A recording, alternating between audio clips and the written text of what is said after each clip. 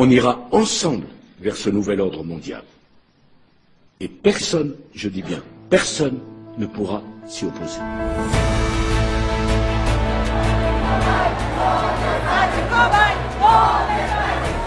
En ce moment, on va de plus en plus vers une dictature. Ça soulève le problème de la liberté de choisir. Je crois que notre génération doit savoir que la bête de l'événement est là. Il est temps de travailler ensemble à l'avènement d'un nouvel ordre mondial. Nous utiliserons notre pouvoir pour les rendre dociles aux faibles.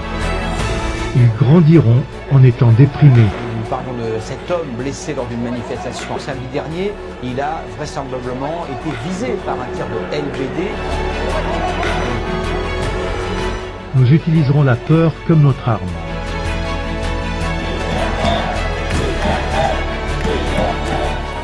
Je manifeste pour que chacun puisse librement décider en conscience qu'est-ce qu'il décide pour sa santé. Nous créerons des médicaments qui les rendront encore plus malades et qui causeront d'autres maladies.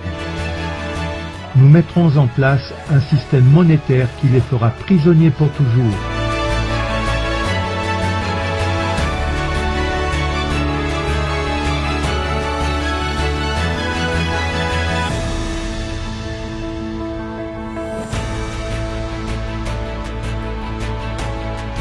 Nous vous saluons dans le nom de Jésus-Christ. Bienvenue sur Alliance Éternelle.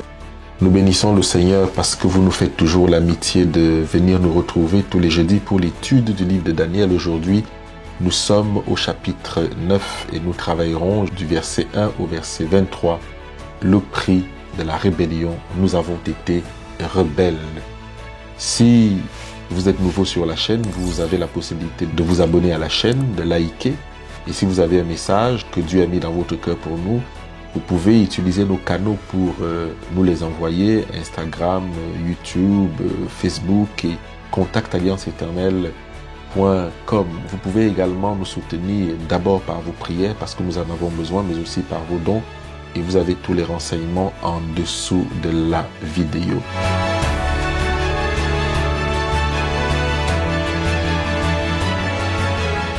Nous commençons par la prière.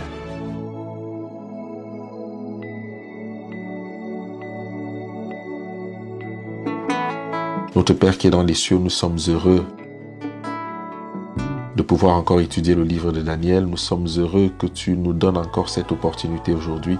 Alors que tu pardonnes nos fautes, nous voulons que tu nous remplisses de ton esprit, de ton pardon et de ta miséricorde. Alors que nous rentrons dans cette étude, béni sois-tu dans le nom de Jésus-Christ de Nazareth.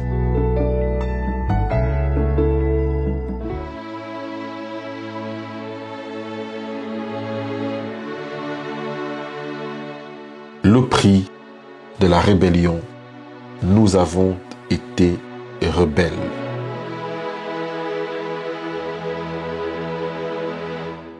Dans Daniel 9, le verset 1 à 3, il est écrit « La première année de Darius, fils d'Assuérus, de la race des Mèdes et des Perses, lequel était devenu roi du royaume des Chaldéens, la première année de son règne, moi, Daniel, je vis par les livres qu'il devait s'écouler 70 ans pour les ruines de Jérusalem, d'après le nombre des années dont l'Éternel avait parlé à Jérémie, le prophète. Je tournai ma face vers le Seigneur Dieu, afin de recourir à la prière et aux supplications, en jeûnant et en prenant le sac et la cendre.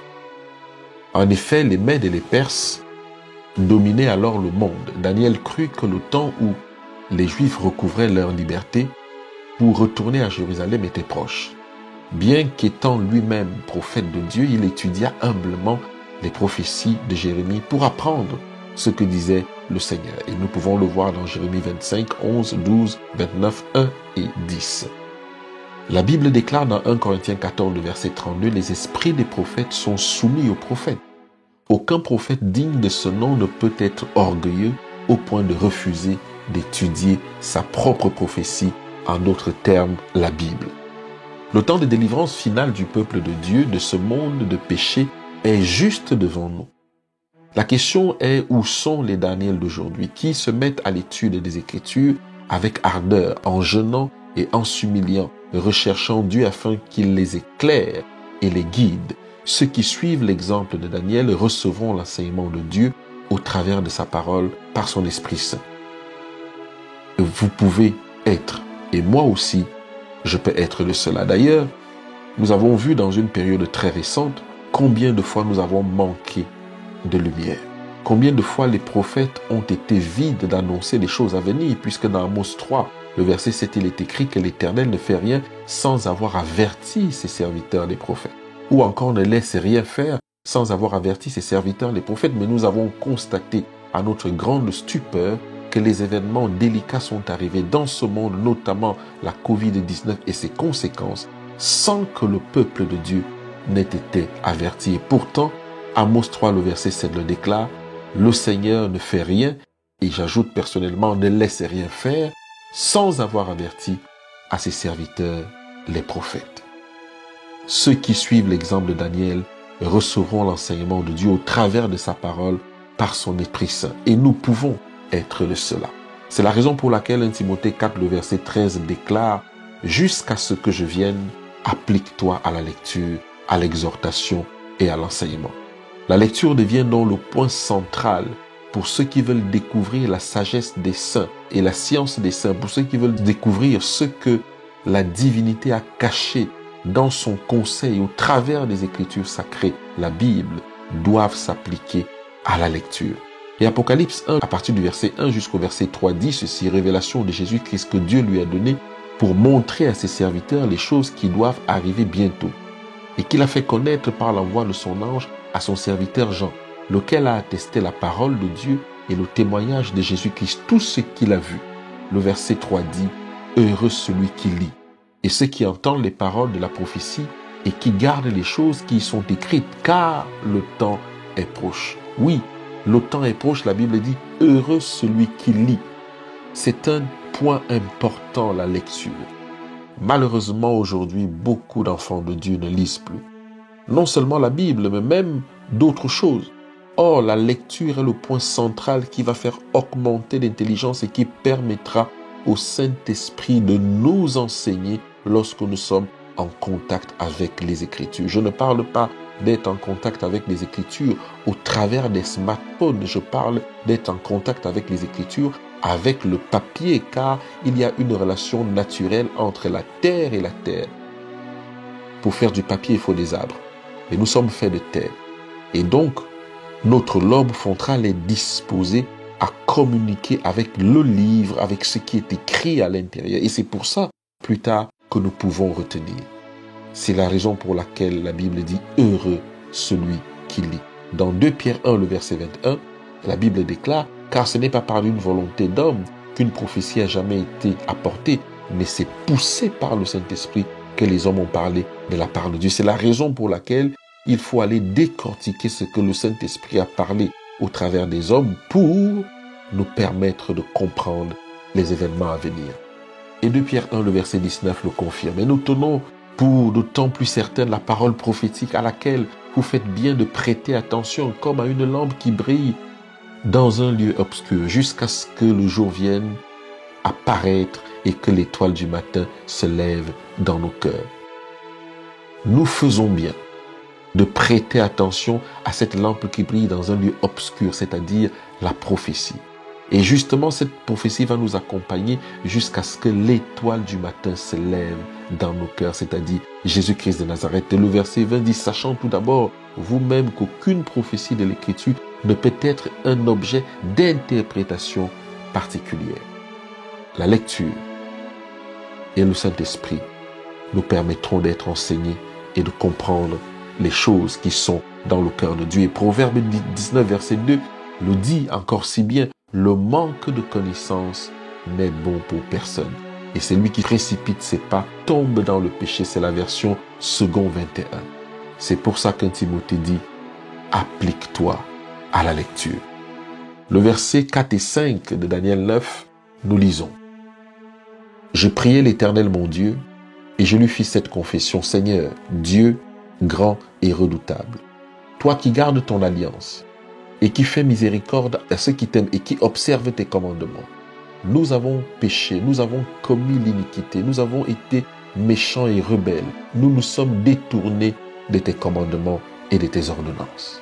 Nous vivons aussi à une époque où l'Église du Christ est contrariée et attaquée de tous côtés. comme les Juifs étaient tourmentés pendant leur captivité babylonienne. Il ne nous servirait à rien de commencer à nous accuser les uns les autres, à blesser nos condisciples en rejetant les fautes sur eux. Imitons plutôt Daniel, bien qu'il fût un homme chez qui ses ennemis même ne purent trouver aucune faute. Il se chargea des péchés d'Israël et les confessa comme s'ils étaient les siens.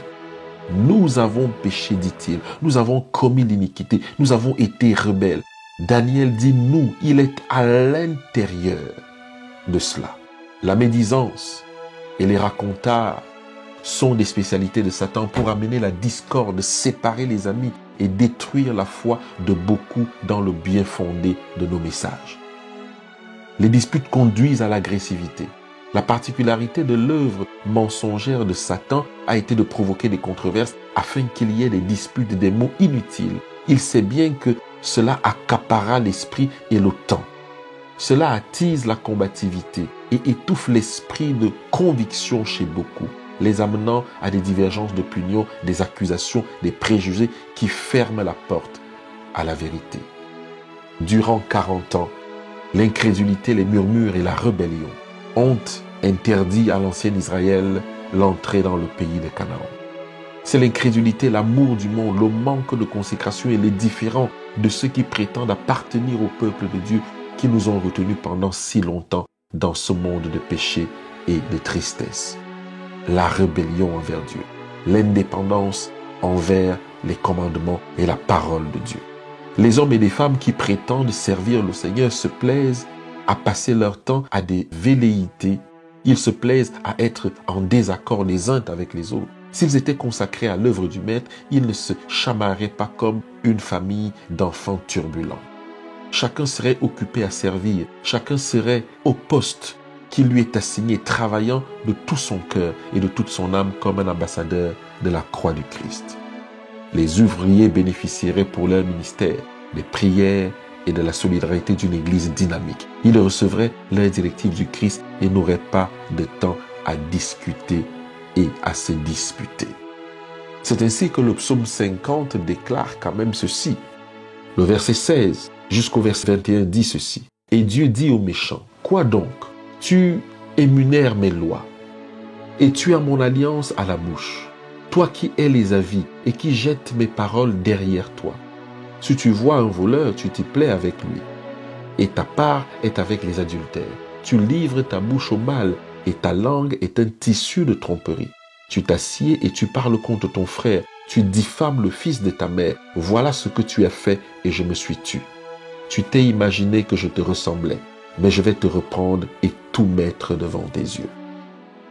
Ésaïe 58, le verset 6 à 9 déclare « Le jeûne auquel je prends plaisir est de détacher les chaînes de la méchanceté, dénoue les liens de la servitude, renvoie libre les opprimés et que l'on rompe toute espèce de joug. Partage ton pain avec celui qui a faim et fais entrer dans ta maison les malheureux sans asile. Si tu vois un homme, couvre-le et ne te détourne pas de ton semblable. Alors la lumière poindra comme l'aurore et ta guérison germera promptement. Ta justice marchera devant toi et la gloire de l'Éternel t'accompagnera. Alors tu appelleras et l'Éternel répondra. Tu crieras, il dira, me voici. Si tu éloignes du milieu de toi le joug, les gestes menaçants et les discours injurieux. Oh mes frères et sœurs, la rébellion, la calomnie, la médisance, les gestes menaçants, les discours injurieux, c'est à ça que Daniel a dit, nous avons péché contre toi. Par sa parole, Dieu nous donne ce conseil, portez les fardeaux les uns les autres et vous accomplirez la loi de Christ. Galates 6, verset 2. À peine aurions-nous commencé à confesser nos péchés, comme Daniel, qu'un grand réveil, un souffle de l'Esprit Saint traverseront l'Église. Notons au verset 23 de ce chapitre que l'ange a été envoyé lorsque Daniel a commencé à prier. De même, dès le début de notre prière, de notre contrition et de notre humble confession, le secours nous sera envoyé. Verset 6 à 10 de Daniel 9, il est écrit « Nous n'avons pas écouté tes serviteurs, les prophètes, qui ont parlé à ton nom à nos rois, à nos chefs, à nos pères et à tout le peuple du pays. À toi, Seigneur, est la justice, et à nous la confusion de face en ce jour aux hommes de Juda, aux habitants de Jérusalem et à tout Israël, à ceux qui sont près et à ceux qui sont loin dans tous les pays où tu les as chassés à cause des infidélités dont ils se sont rendus coupables envers toi. Seigneur, à nous la confusion de face, à nos rois, à nos chefs, à nos pères, parce que nous avons péché contre toi. Auprès du Seigneur notre Dieu, la miséricorde et le pardon, car nous avons été rebelles envers lui. Nous n'avons pas écouté la voix de l'Éternel notre Dieu pour suivre ses lois qu'il avait mises devant nous par ses serviteurs, les prophètes. En effet, le Seigneur ne se satisfait pas d'une confession qui reste vague. Dire simplement « j'ai péché » n'est pas suffisant. Il faut être précis et faire l'aveu d'une faute précise. Lévitique 5, le verset 5. Alors seulement le pécheur peut comprendre pleinement la nature de son péché ou de sa rébellion et se repentir véritablement. Daniel ressentit que c'était le péché de rébellion, profondément enraciné dans les cœurs, qui avait ruiné son peuple, y confessant en particulier comment ils avaient refusé d'écouter les prophètes qu'il avait avertis au nom du Seigneur. Et c'est ainsi, mes frères et sœurs, que la rébellion est un péché gravissime. L'indépendance envers Dieu est un péché gravissime. Aller créer d'autres confessions est un péché gravissime. L'esprit de prophétie est le témoignage de Jésus. Apocalypse 19, verset 10 le dit. Refuser ou négliger d'écouter les prophètes, c'est mépriser la parole de Jésus. La ruine qui s'abattit au jour de Daniel sur l'ancien Israël est telle une colonne de fumée s'élevant encore dans le ciel. Un avertissement éternel pour chacun d'entre nous. Une exhortation à prendre garde et à obéir aujourd'hui au message des vrais prophètes de Dieu. Confiez-vous en l'Éternel, votre Dieu, et vous serez affermis. Confiez-vous en ses prophètes et vous réussirez. 2 Chroniques 20, le verset 20. Il est étonnant de voir aujourd'hui comment ce que nous appelons l'esprit de prophétie est rejeté par la plupart d'entre nous. Alors que l'esprit de prophétie est là pour nous donner des directives et des conseils, c'est l'œuvre de l'esprit, ce n'est pas l'œuvre d'un homme. Mais aujourd'hui, l'écuménisme et toutes sortes d'alliances sont en train de rejeter la prééminence de l'esprit de prophétie. Il est évident que l'on ne parle pas de l'esprit de prophétie pour la Bible, mais que l'on parle de la Bible pour l'esprit de prophétie, mais aujourd'hui qui est rejeté par le peuple même qui a reçu des révélations. Comment construire sa santé, comment vivre, comment prévenir les calamités à venir, qu'est-ce qu'il faut faire, où est-ce qu'il faudrait habiter, comment faut-il travailler, quels sont les métiers qui nous sont favorables pour la fin des temps. Mais hélas, le peuple de Dieu a rejeté l'esprit de la prophétie. C'est ce que Daniel avait vraiment ressenti, le péché de la rébellion, profondément enraciné dans les cœurs. C'est ce qui a ruiné le peuple d'Israël, c'est ce qui ruine le peuple aujourd'hui. Le péché de la rébellion. Au verset 11 et 14 de Daniel 9, il est écrit « Tout Israël a transgressé ta loi et s'est détourné pour ne pas écouter ta voix. Alors se sont répandues sur nous les malédictions et les imprécations qui sont écrites dans la loi de Moïse, serviteur de Dieu. Parce que nous avons péché contre Dieu, il a accompli les paroles qu'il avait prononcées contre nous et contre nos chefs qui nous ont gouvernés. Il a fait venir sur nous une grande calamité et il n'en est jamais arrivé sous le ciel entier une semblable à celle qui est arrivée à Jérusalem. Comme cela est écrit dans la loi de Moïse, toute cette calamité est venue sur nous et nous n'avons pas imploré l'Éternel notre Dieu. Nous ne nous sommes pas détournés de nos iniquités. Nous n'avons pas été attentifs à sa vérité.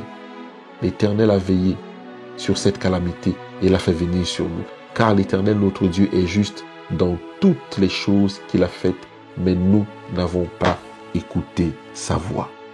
Combien souvent, lorsque nous sommes sous le coup d'un malheur ou d'un échec, ne sommes-nous pas tentés de douter de l'amour et de la bienveillance ou de la fidélité de Dieu? Ceux qui sont toujours enclins à blâmer les autres pour leur faute, essaieront aussi d'accuser Dieu. Un homme est passé de la mort à la vie.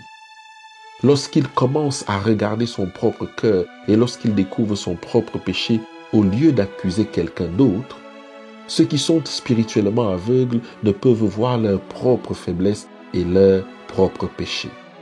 L'aveugle tombe sans cesse dans la fosse. Quel précieux don le Saint-Esprit, dont la première action est d'ouvrir nos yeux pour que nous voyions nos fautes et nos péchés afin d'être guéris. Loin de conduire Daniel à douter de la fidélité de Dieu, les malheurs d'Israël fortifièrent sa foi. Il vit comment le Seigneur a veillé sur cette calamité. Si Dieu est fidèle pour faire venir sur son peuple les malédictions promises en cas d'infidélité, Deutéronome 28, versets 15 à 68, prophétie à laquelle Daniel se réfère, il sera non moins fidèle pour bénir comme il a promis s'il est loyal. Il y a plus de bénédictions dans les malédictions divines que dans les bénédictions humaines. Le Seigneur ouvrira nos yeux afin que nous voyions et comprenions que son amour nous éclaire même dans nos infortunes. Le verset 15 à 19 déclare « Et maintenant le Seigneur notre Dieu, toi qui as fait sortir ton peuple du pays d'Égypte par ta main puissante, qui t'ait fait un nom comme il est aujourd'hui. Nous avons péché, nous avons commis l'iniquité. Seigneur, selon ta grande miséricorde, que ta colère et ta fureur se détournent de ta ville de Jérusalem. Et ton peuple sont en opprobre à tous ceux qui nous entourent. Maintenant donc, ô notre Dieu, écoute la prière et les supplications de ton serviteur. Et pour l'amour du Seigneur, fais briller ta face sur son sanctuaire dévasté. Mon Dieu, prête l'oreille et écoute. Ouvre les yeux et regarde nos ruines. Regarde la ville sur laquelle ton nom est invoqué. Car ce n'est pas à cause de notre justice que nous te présentons nos supplications. C'est à cause de tes grandes compassions. Seigneur, écoute. Seigneur, pardonne. Seigneur, sois attentif, agis et ne tarde pas par amour pour toi, ô mon Dieu, car ton nom est invoqué sur ta ville et sur ton peuple. Daniel invoque une raison qui ne pousse que quelques-uns des enfants de Dieu à prier. Il implore le Seigneur d'avoir pitié de Jérusalem, non pour le seul profit personnel ou égoïste du peuple, mais pour que le nom du Seigneur soit honoré et glorifié devant le monde. Moïse employa le même argument en plaidant pour Israël dans Nombre 14, versets 11 à 19, qui dit « Et l'Éternel dit à Moïse, « Jusque à quand ce peuple me méprisera-t-il? Jusque à quand ne croira-t-il pas en moi? Malgré tous les prodiges que j'ai faits au milieu de lui, je frapperai par la peste et je le détruirai, mais je ferai de toi une nation plus grande et plus puissante que lui. » Et Moïse de dire à l'Éternel, « Mon Dieu, les Égyptiens l'apprendront, eux, du milieu desquels tu as fait monter ce peuple par ta puissance. Et ils le diront aux habitants de ce pays, ils savaient que toi, l'Éternel, tu es au milieu de ce peuple, que tu apparais visiblement, toi, l'Éternel, que ta nuée se tient sur lui, que tu marches devant lui le jour dans une colonne de nuée et la nuit dans une colonne de feu. Si tu fais mourir ce peuple, comme un seul homme, les nations qui ont entendu parler de toi diront, l'Éternel n'avait pas le pouvoir de mener ce peuple dans le pays qu'il avait juré de lui donner. C'est pour cela qu'il l'a égorgé dans le désert.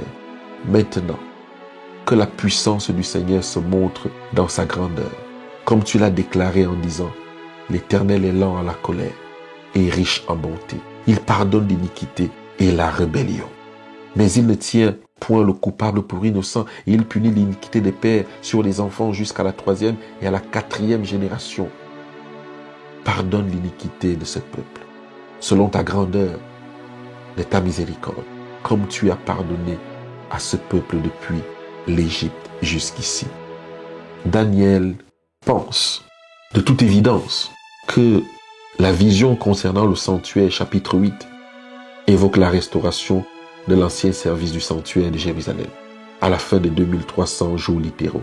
L'ange vient maintenant l'instruire clairement, lui indiquant que la vision a trait à des temps plus éloignés et non à son époque. La prière de Daniel et de Moïse est un exemple pour nous. Nous avons tendance à regarder les fautes des autres et à ne pas nous intégrer dans cela. Daniel dit nous avons péché et Moïse dit que diront les nations d'alentour si tu détruis ce peuple? En 1888, nous avons reçu un message de la justification par la foi. Et en dehors de quelques individualités, le peuple de Dieu de l'époque de l'Église, du reste de l'époque, a rejeté ce message devant les anges, devant le Saint-Esprit qui attendait de se mouvoir pour permettre à son peuple d'être prêt pour l'avènement du Fils de l'homme. Et ça nous a laissé 40 ans dans le désert. Et l'Église, aujourd'hui, n'a pas encore reconnu sa faute d'une façon officielle.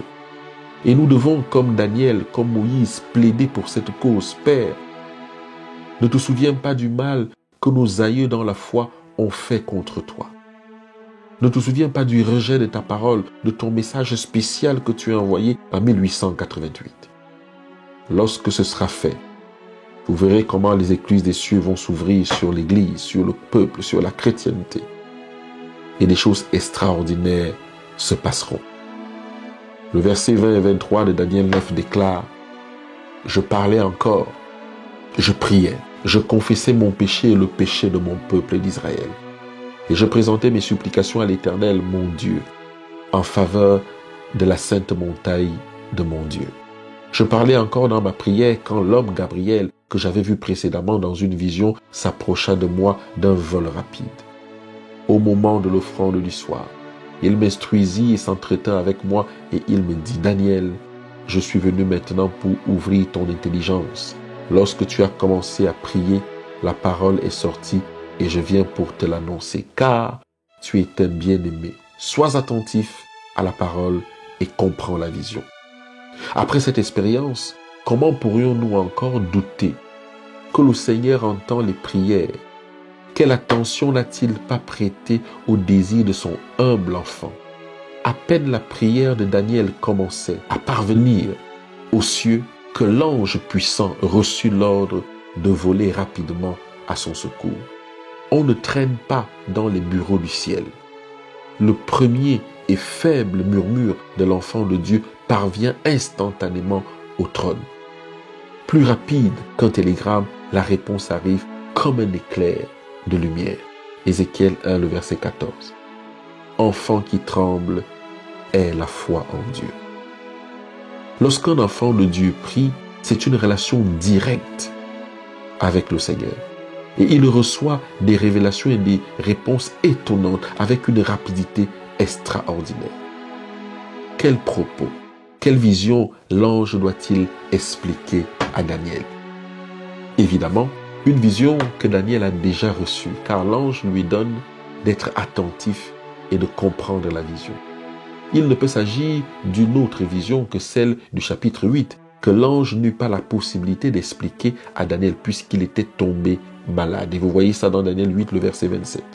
Tout avait été correctement expliqué à ce moment-là, hormis l'expression étrange concernant les 2300 jours après lesquels le sanctuaire devait être purifié. L'ange commença son explication là où il avait laissé Daniel, à savoir le chapitre 8, le verset 26. C'est ainsi que nous allons entrer la semaine prochaine au verset 24 de Daniel 9 pour disséquer les 2300 soirs et matins. Mes frères et sœurs, le temps de la fin est extrêmement compliqué. Et Dieu nous invite à une repentance d'abord individuelle, à ne plus regarder les péchés des uns et des autres, et maintenant une repentance corporative qui permettra au Saint-Esprit de déverser la bénédiction tant attendue, la pluie de l'arrière-saison pour nous fortifier de nos faiblesses, car nous sommes tous affaiblis. Nous sommes tous des blessés de guerre. Le parcours vers le ciel est souvent jonché de beaucoup d'embûches et de difficultés, mis par Satan.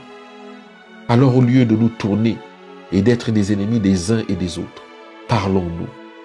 Dieu aime la communication et l'ennemi déteste la communication. C'est la raison pour laquelle dès que deux amis ont un problème, la première chose c'est que la communication va se rompre. C'est valable dans le couple et c'est valable dans l'église.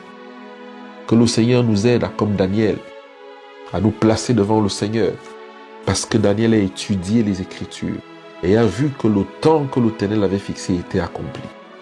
Si nous qui étudions le livre de Daniel aujourd'hui et qui lisons la Bible et qui comprenons les événements de la fin, est-ce que ce n'est pas le moment où les choses vont s'accomplir?